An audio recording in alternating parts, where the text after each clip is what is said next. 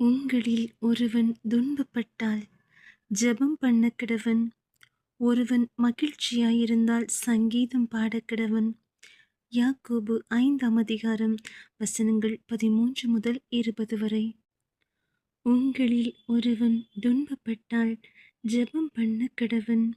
ஒருவன் மகிழ்ச்சியாயிருந்தால் சங்கீதம் பாடக்கிடவன். உங்களில் ஒருவன் வியாதிப்பட்டால் அவன் சபையின் மூப்பர்களை வரவழைப்பானாக. அவர்கள் கர்த்தருடைய நாமத்தினாலே அவனுக்கு எண்ணெய் பூசி அவனுக்காக ஜெபம் பண்ண கடவர்கள். அப்பொழுது விசுவாசமுள்ள ஜெபம் பிணியாளியை ரட்சிக்கும். கர்த்தர் அவனை எழுப்புவார். அவன் பாவம் செய்தவனானால் அது அவனுக்கு மன்னிக்கப்படும். நீங்கள் சொஸ்தமடையும்படிக்கு உங்கள் குற்றங்களை ஒருவருக்கொருவர் அறிக்கையிட்டு ஒருவருக்காக ஒருவர் ஜெபம் பண்ணுங்கள். நீதிமான் செய்யும் ஊக்கமான வேண்டுதல் மிகவும் பலனுள்ளதாயிருக்கிறது.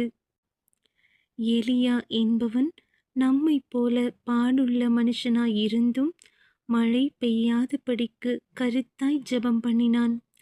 அப்பொழுது 3 வருஷமும் 6 மாதமும் பூமியின் மேல் மழை பெய்யவில்லை.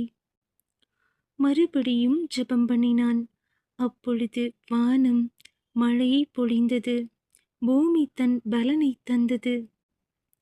சகோதரரே, உங்களில் ஒருவன் சத்தியத்தை விட்டு விலகி மோசம் போகும்போது மற்றொருவன் அவனை திருப்பினால், தப்பிப்போன மார்க்கத்தினின்று பாவியை திருப்புகிறவன் ஒரு ஆத்துமாவை மரணத்தினின்று ரட்சித்து திரளான பாவங்களை மூடுவான் என்று அறியக்கடவன்.